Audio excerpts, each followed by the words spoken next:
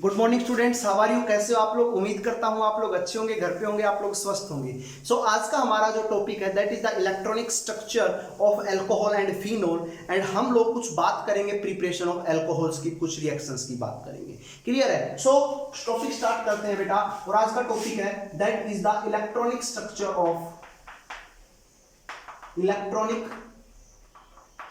Of alcohol and phenol. बेटा बात कुछ इस प्रकार से करता हूं। सबसे पहले बात करते हैं अल्कोहल की। अल्कोहल का जो स्ट्रक्चर होता है वो कुछ इस प्रकार से होता है। इनके बीच में सिग्मा बॉन्ड प्रेजेंट होता है और ऑक्सीजन के ऊपर दो लोन पेयर प्रेजेंट होते हैं। ये सिग्मा बॉन्ड होता है। इस कार्बन की हाइब्रिडाइजेशन sp3 होती है, ऑक्सीजन की भी हाइब्रिडाइजेशन sp3 होती है। अब sp3 हाइब्रिडाइजेशन होती है क्योंकि ज्योमेट्री कैसी होगी बेटा? ज्योमेट्री इनकी होगी टेट्राहेड्रल ज्योमेट्री होगी। और टेट्राहेड्रल ज्योमेट्री होगी तो ये किस प्रकार से दिखाई देगा? अपने को इस प्रकार से दिखाई देगा। ऑक्सीजन के ऊपर यहां पर दो लोन पेयर प्रेजेंट है और इनके बीच का जो बॉन्ड एंगल है दैट इज 108.9 डिग्री।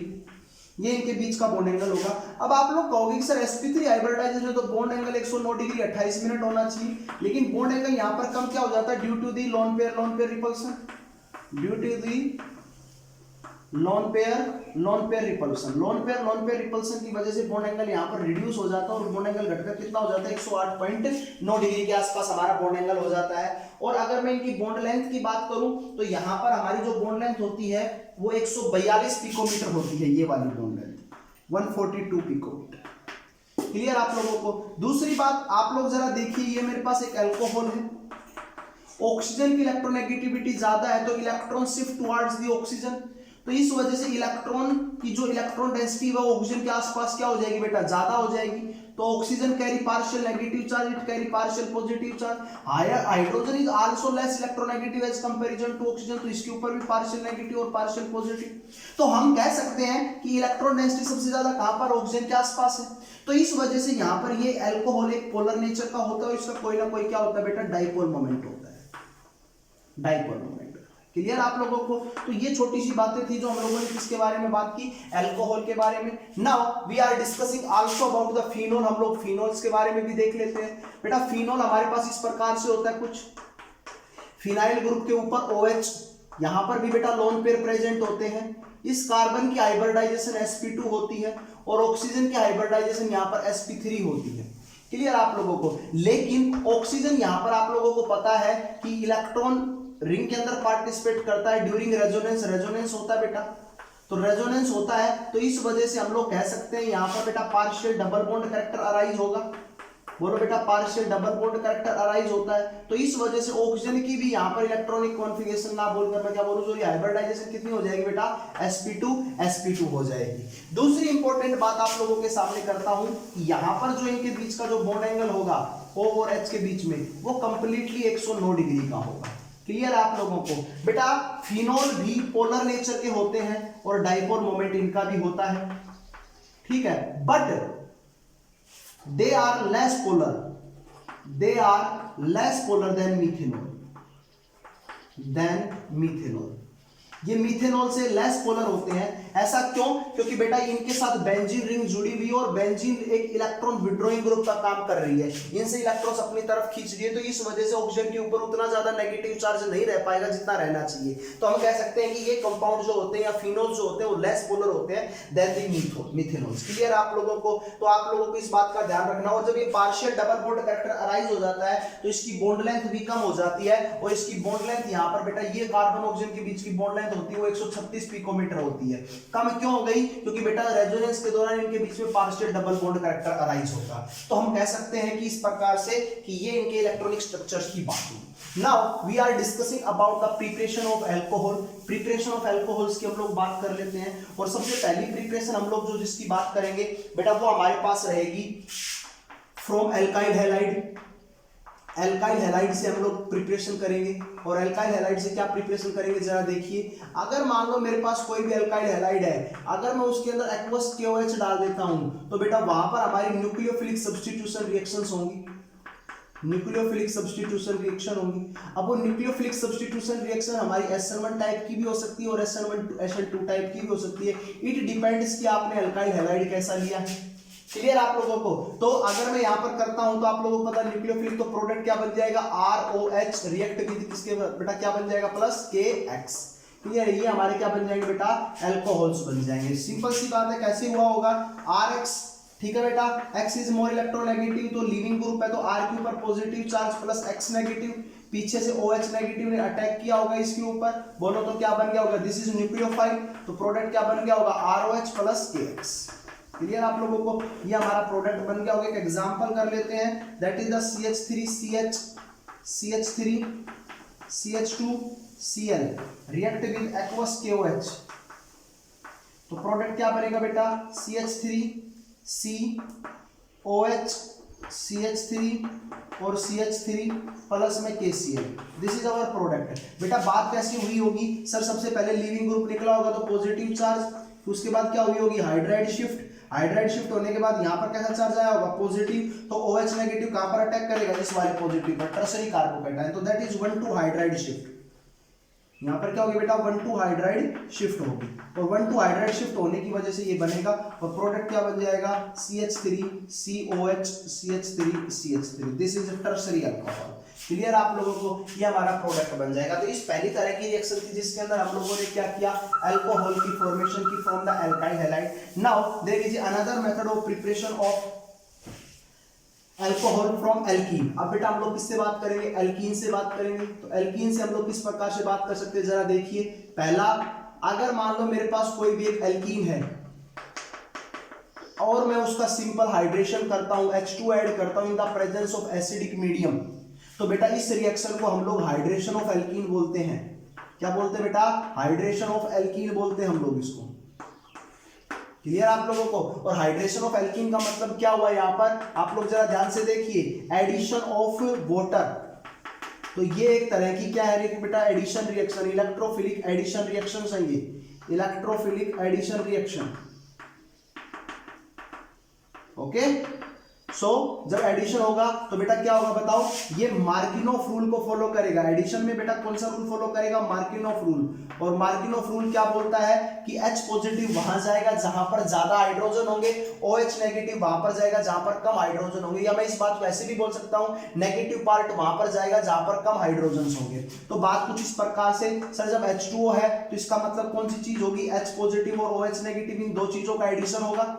बोलो H कहां जाएगा सर, जहां पर ज्यादा हाइड्रोजन होंगे, OH कहां पर जाएगा, जहां पर कम हाइड्रोजन होंगे। So what will be the product, product हमारा क्या बन जाएगा बेटा, this one is our product. इस रिएक्शन के दौरान जो हमारा इंटरमीडिएट बनता है दैट इज कार्बोकैटायन। इंटरमीडिएट कौन बनता है बेटा, हमारा कार्बोकैटायन इंटरमीडिएट बनता है इस रिएक्शन के दौरान।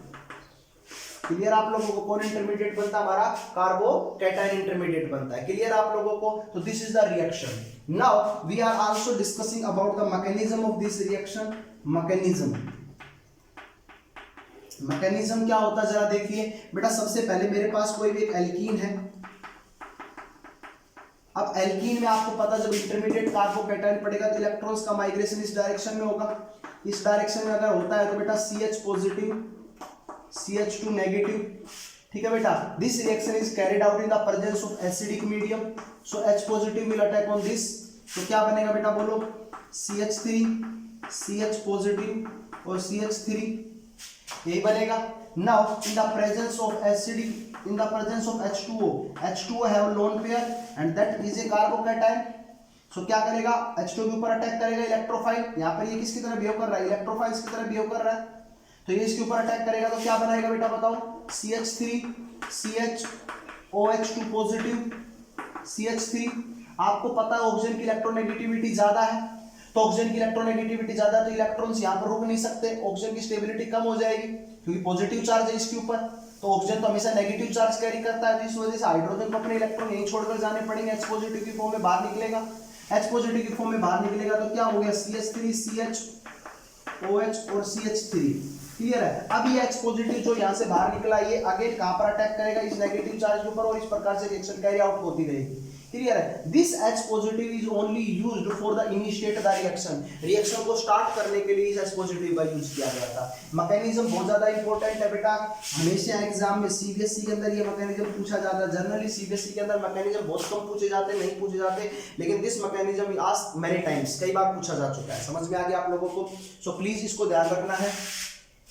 नेक्स्ट हम लोग बात करते हैं तीसरी तरह की रिएक्शन, और बेटा वो तीसरी तरह की रिएक्शन भी एल्कीन से ही है। क्लियर आप लोगों को? एल्कीन से क्या है रिएक्शन, रिएक्शन का नाम देख लीजिए बेटा, और that is the hydroboration oxidation reaction. कौन सी बेटा? Hydroboration oxidation reaction.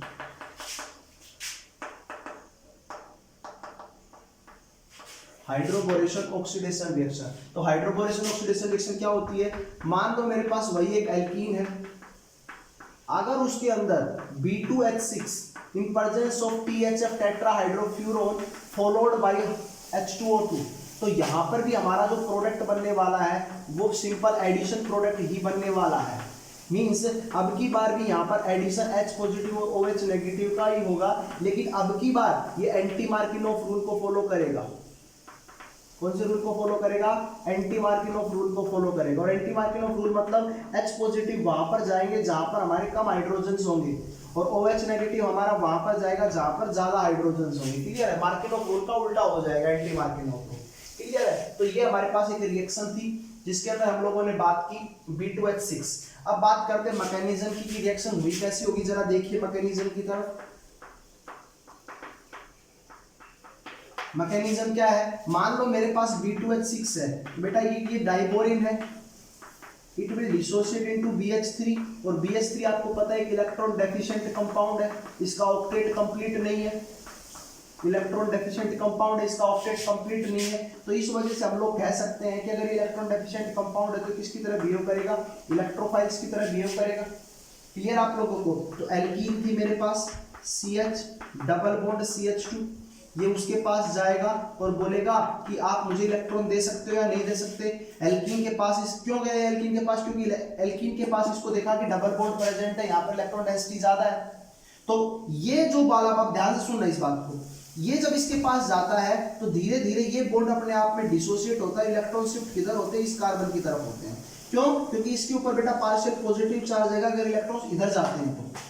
ठीक है, अब पार्शियल पॉजिटिव चार्ज को पीछे से प्लस आई इफेक्ट से ये स्टेबलाइज कर देता है, तो इस वजह से इलेक्ट्रॉन्स यहां जाते हैं इस डायरेक्शन में। टर्मिनल कार्बन के ऊपर नेगेटिव चार्ज अपील होता है, पार्शियल नेगेटिव। क्लियर है? अब बोरोन इसके पास जाएगा तो बोरोन एक न्यूट्रल कंपाउंड है, पार्शियल नेगेटिव पर अटैक करेगा तो धीरे धीरे ये इससे इलेक्ट्रॉन लेगा और अपने ऊपर कैसा चार्ज ऑक्यूपाई कर लेगा? Partial negative.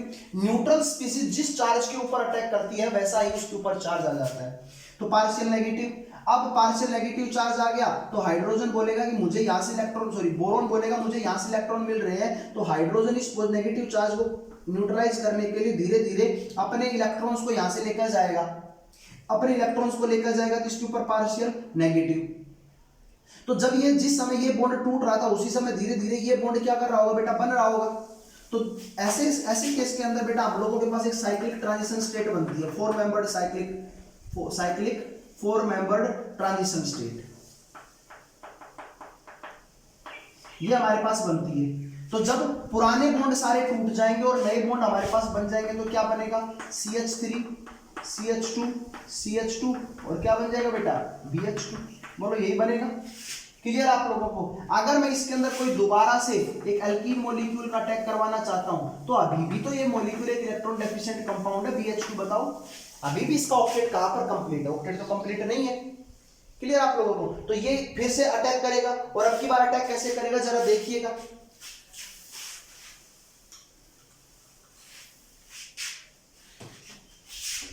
ये मेरे पास एक एल्कीन है CH3 CH double bond CH2 BH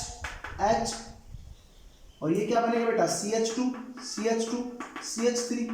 वही होगा, ये बॉन्ड धीरे धीरे टूटेगा, ये बॉन्ड धीरे धीरे बनेगा, ये बॉन्ड धीरे धीरे टूटेगा और ये बॉन्ड धीरे धीरे बनेगा, वही साइक्लिक ट्रांजिशन स्टेट बनेगी। एक टाइम ऐसा आएगा जब क्या होगा बेटा बताओ? ये सर आपस में सभी चीजें आपस में, पुराने बॉन्ड टूट जाएंगे, नए बॉन्ड बन जाएंगे और ये क्या बन जाएगा? BH। बोलो अभी भी एक इलेक्ट्रॉन डेफिशिएंट कंपाउंड है, तो इसकी अगर मैं इसकी रिएक्शन दोबारा से किसी एल्कीन के साथ करवाता हूं तो बिल्कुल सेम मैकेनिज्म ऐसे ही फॉलो होगा, और अब की बार क्या बन जाएगा? CH3 CH2 thrice B। बोलो, अब इसके पास कोई भी हाइड्रोजन नहीं बचा देने के लिए, तो इस वजह से अभी क्या करेगा बेटा, इन द प्रेजेंस ऑफ H2O2 यहाँ पर एक ऑक्सीडाइजिंग एजेंट है जो क्या करता है बेटा, आपका यहाँ पर इसका ऑक्सीडेशन करवाएगा, और ऑक्सीडेशन करवाएगा तो ये यहाँ पर 3 मॉलिक्यूल बेटा किसके प्रोड्यूस करता है, अल्कोहल के, प्लस यहाँ पर बाई प्रोडक्ट में H3BO3 that is the boric acid also produced. Clear आप लोगों को? तो ये जो हमारी रिएक्शन है, तो आप लोग रिएक्टेंट को देखिए और प्रोडक्ट को देखिए, what will you observe, you will observe the addition is anti Markovnikov addition. Clear आप लोगों को? H पॉजिटिव और OH नेगेटिव का जो एडिशन हुआ है वो कहां पर अटैक हुआ है बेटा, एंटी मार्किनोव पर। क्लियर है? एक एग्जांपल कर लेते हैं बेटा, जरा देख लीजिए आप लोग। सो what will be the product in given example, जल्दी बता दीजिए आप लोग, शाबाश। मेरे पास एक क्वेश्चन है, और क्वेश्चन इस प्रकार से है,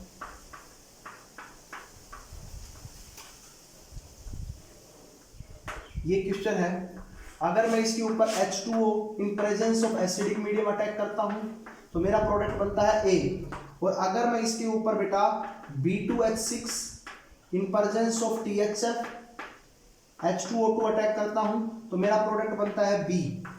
और रिएक्शंस भी कर लेते हैं। अगर मैं इसके ऊपर बेटा क्या करता हूं, यहां पर Br2 in presence of CCl4 करता हूं, क्लियर है? अगर मैं इसके ऊपर H6 का अटैक करता हूं, ठीक है, और चलो और देख लेंगे, और भी रिएक्शंस है वैसे तो, H2PDBSO4 आप अटैक करोगे, कुछ भी अटैक कर सकते हो, लेकिन मेन हमारे 2 प्रोडक्ट है। तो यहाँ पर बेटा आप लोगों का सिंपल हाइड्रेशन होगा और मार्किनोव रूल फॉलो होगा,